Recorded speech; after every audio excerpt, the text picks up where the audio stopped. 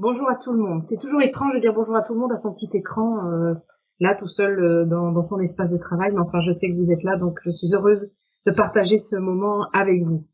Et puis bon voilà, l'idée ça sera de parler de l'estime de soi, et vous êtes plutôt mal tombé. On a fait un panel de mes compétences, mais vous savez, il y a quand même encore derrière tout ça quelque chose de l'ordre de la faible estime de soi. Même si je vais beaucoup mieux, que j'y ai beaucoup travaillé, la preuve en est, je me sens capable aujourd'hui et valide pour vous présenter une conférence sur le sujet. C'est dire si ça va mettre dans les mains. Bon, allez, on va essayer d'être sérieux un peu et on va avancer tout doucement. D'abord, et pour ceux qui me suivent régulièrement, vous savez que j'ai pour habitude de dire qu'il ne faut surtout pas considérer mes paroles comme des paroles d'évangile, parce que je détiens peut-être un certain savoir, une certaine expérience, mais ce que je dis aujourd'hui, c'est ce que je sais en l'état actuel des connaissances de la science, de ce que j'ai pu apprendre. Et donc, il est possible que des choses bougent encore à l'avenir. Donc, ce qui est vrai aujourd'hui peut ne plus être vrai demain. Donc, gardez surtout votre esprit critique en éveil, parce que vous n'êtes pas obligé d'être d'accord avec ce que je dis. Vous allez voir que ce que je vous amène, c'est du savoir théorique. Voilà, j'ai lu beaucoup, j'ai passé un certain temps sur les bancs dans les universités, je me forme en continu, donc j'obtiens d'un certain savoir au niveau théorique.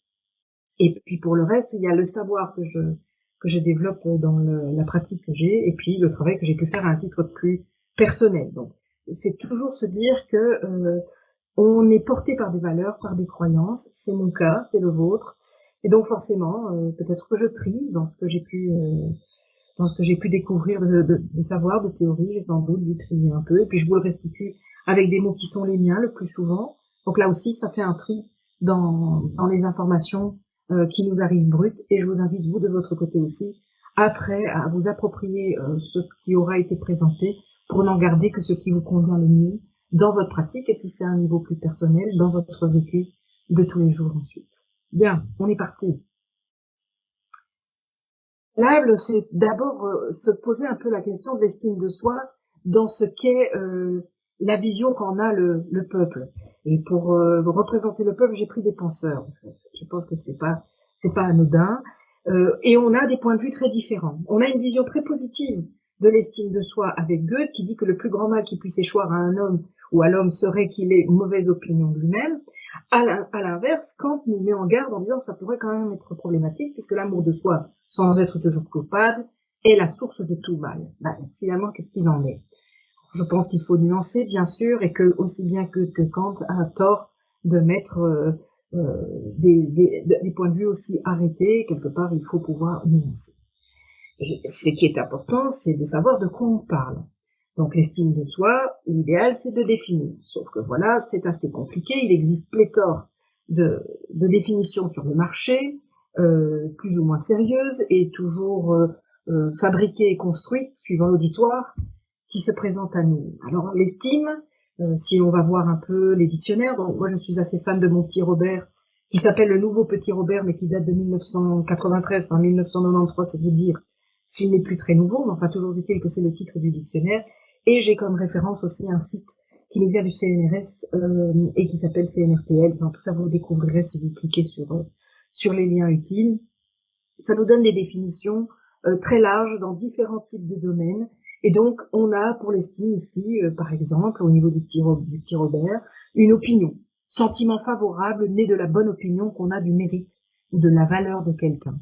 Et pour ce qui est du site issu du CNRS, on a l'idée que c'est un jugement favorable ou défavorable par lequel on détermine, on marque la valeur que l'on attribue ou doit attribuer à telle personne ou à telle chose abstraite. Et donc ça c'est pour une partie du titre, l'estime. Et puis le soi finalement. Le soi c'est aussi quelque chose de compliqué à définir. Le soi, finalement, c'est la personnalité, le moi de chacun, de chaque sujet, la conscience, l'être en tant qu'il est pour lui-même. Ça, ce sont aussi des définitions, une définition qui m'est venue par le petit Robert. Donc vous voyez, déjà on trace tout doucement une ligne de ce que pourrait être l'estime de soi. Alors, l'estime de soi dont on parle tellement, sujet très à la mode, qui est abordé à toutes les sauces, nous vient d'où? D'abord, ça nous vient déjà d'assez loin. Ça nous vient des États-Unis, ça nous vient de la fin du 19e siècle, quand William James pour la première fois, c'est un philosophe et psychologue américain, décide de conceptualiser. Donc, estime de soi, il décide d'y mettre une définition, nous en reparlerons un peu plus tard. Et puis, quelques années plus tard, au début du siècle suivant, on a Charles Coullet également, un sociologue, lui. Donc, c'est intéressant d'avoir à la fois le point de vue des philosophes psychologues et à la fois du sociologue. Ça nous donne quelque chose de plus complet et c'est un peu vers ça que je vais essayer de m'orienter en vous donnant après de façon très prétentieuse ma définition, celle avec laquelle en tout cas je travaille pour pouvoir accompagner les personnes. Mais l'estime de soi, quand bien même on a le sentiment que c'est un sujet à la mode aujourd'hui, c'est quelque chose qui nous vient de très très loin, je vous disais. Donc il y a la conceptualisation, mais déjà bien avant, on avait des auteurs dans l'Antiquité qui nous le ramenaient, puis au Moyen-Âge et dans les temps modernes. Mais Horace et Cicéron, par exemple, donc vous connaissez, hein, pour l'un c'est le poète latin, pour l'autre c'est un consul, un magistrat romain. Il nous amène déjà des définitions, dont celle de Cicéron qui dit « Tu vaudras aux yeux des autres ce que tu seras à tes yeux ». C'est déjà la notion de l'estime de soi. Un peu plus tard, au Moyen-Âge, on a Rabelais. Rabelais qui dit « Autant vaut l'homme qu'il s'estime ». Et on fait du lien. Il y a la question de l'estimation qu'on a de soi et puis, du coup, la valeur qu'on peut s'attribuer. Et puis encore plus tard, dans les temps modernes, le marquis de Vauvenargues qui, lui, nous arrive avec une idée qui dit qu'il arrive souvent que l'on nous estime à proportion que nous nous estimons nous-mêmes. Donc c'est assez proche de ce que en dit Rabelais et Cicéron. C'est toujours cette idée de quelque part la façon dont on se perçoit soi-même ou la valeur que l'on s'attribue, qui sera aussi la valeur que nous nous attribuerons, que d'autres nous attribueront. Et c'est pas tout à fait juste. Je vais chercher à nuancer ça un peu plus tard. Enfin, Chamfort, toujours dans la même période. Dans les temps modernes, on est sur avoir de la considération pour soi, qui vous attire quelquefois celle des autres. 8 nuances, vous voyez déjà le quelquefois. Et ça, j'apprécie la nuance. Toujours quelque chose de fait. Oui. Alors, cette conceptualisation de James de Coullet, avec ce qui nous vient aussi des temps plus anciens, ensuite, est encore retravaillée par des contemporains. Voilà, ce sont des chercheurs, pour certains, en psychologie, en sociopsychologie. On a Daniel Laporte qui nous dit « Valeur que l'on se donne à soi-même dans différentes sphères de notre vie ». Et ça, c'est important, différentes sphères de notre vie et le sentiment que l'on a de notre dignité. Pour Martineau, c'est le jugement que nous portons sur nos capacités à faire face à la vie, différentes sphères, ça c'est important. Et enfin, Daniel Brandon qui nous amène la question du lien étroit entre réussite personnelle et attribution d'une valeur personnelle. Cette question de réussite personnelle est également importante. Donc on continue, parce que je vous ai dit, on brasse de l'information et finalement amener une définition de quelque chose de difficile dans la mesure où elles sont nombreuses et que chercher celles qui parlent le plus à notre pratique ou au public que l'on rencontre nécessite vraiment de balayer large. On a donc encore toujours dans le Robert que pour l'estime de soi, parce que ça du coup il y a une définition spécifique pour l'estime de soi, juste opinion de soi que donne une bonne conscience, ou alors encore pour le petit Larousse, c'est encore un autre bouquin, mais c'est un Larousse spécialisé dans le domaine de la psychologie, dit « Attitude plus ou moins favorable envers soi-même, la manière dont on se considère, le respect que l'on se porte, l'appréciation de sa propre valeur dans tel ou tel domaine. » Et ça, à nouveau, je le souligne parce que c'est important. Et puis voilà, fort de tous ces éléments, un beau jour, moi de mon côté, j'ai décidé, c'était notamment dans le cadre de mon mémoire, à l'époque de mon master, d'écrire la question de l'estime de soi, puisque je l'ai abordée dans le domaine de la recherche que j'avais menée à l'époque. Et pour moi, l'estime de soi, je l'ai définie telle qu'une conscience qu'un individu a de sa valeur intrinsèque, et ce qui implique que soient évaluées les réussites et les échecs dans les réalisations et les faillites. Et ça, c'est pour moi celle qui me convient le mieux quand je travaille avec les personnes, et vous le comprendrez quand à un moment j'évoquerai avec vous les outils pour renforcer ou restaurer l'estime de soi. Vous pourrez observer à ce moment-là que la question d'évaluer les réussites et les échecs, tout ce qu'on a pu réaliser de positif et ce qu'on a pu éventuellement rater, c'est quelque chose d'important dans les outils qu'on va utiliser par la suite. Donc en fait, si on voit ça de manière plus visuelle, eh bien l'estime de soi, c'est une question d'évaluation.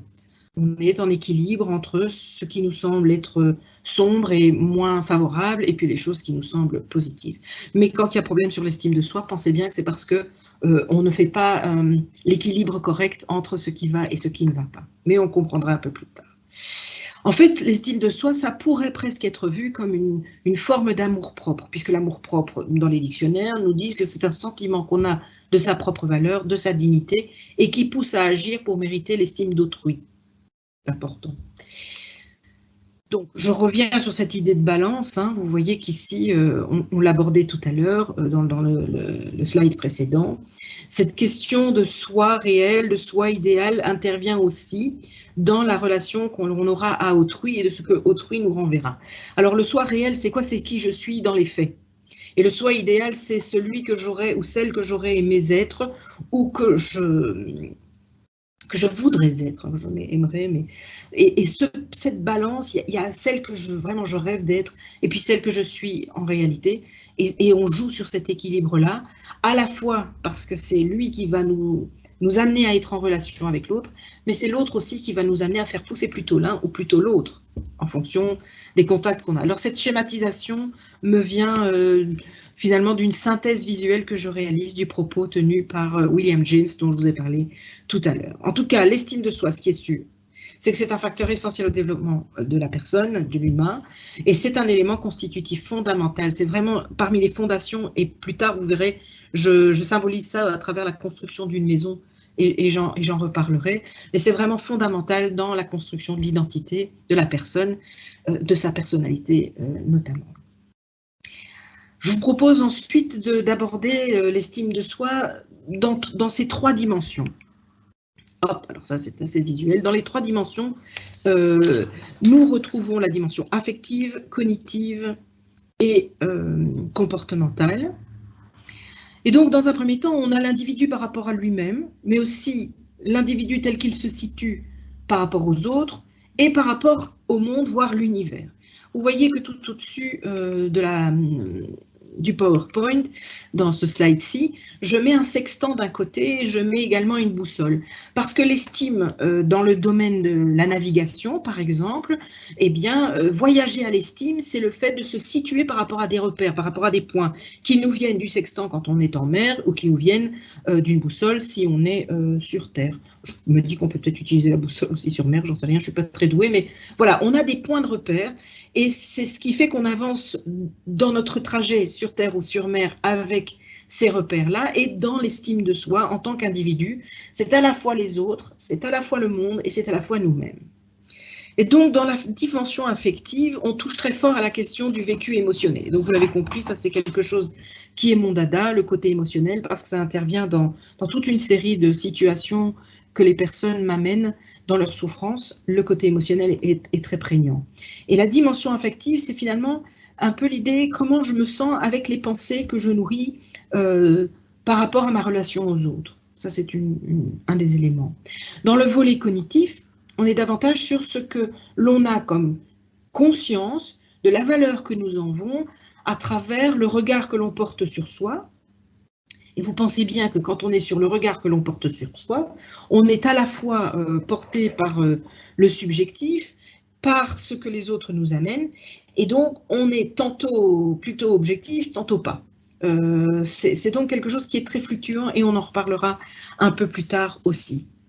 Enfin, nous avons cette question de la valeur, et la valeur dans le domaine du coaching notamment, on en parle fréquemment, enfin en tout cas je pense que s'il y a des coachs derrière le petit écran, ça vous parlera sans doute.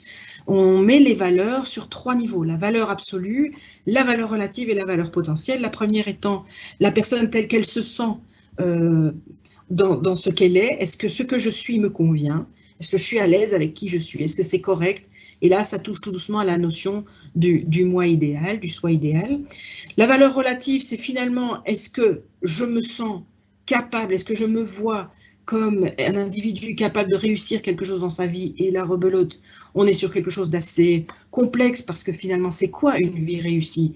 Et par rapport à cette thématique, je vous renvoie vers les écrits de Luc Ferry, oui, qui a écrit pas mal sur le sujet de la vie réussie et de la vie bonne. Il a aussi quelques conférences sur YouTube. Si le sujet vous intéresse, ça vaut la peine. Donc ça, c'est la valeur relative. Et puis la valeur potentielle, c'est, voilà, avec ce que je suis, est-ce que je me vois dans le futur? Est-ce que j'imagine des réalisations futures? Est-ce que j'ai les capacités à envisager des projets et me voir aboutir dans les projets que j'ai? Donc ça, c'est important parce que c'est ces éléments-là qui viennent donner le poids à la valeur que nous aurons de nous-mêmes.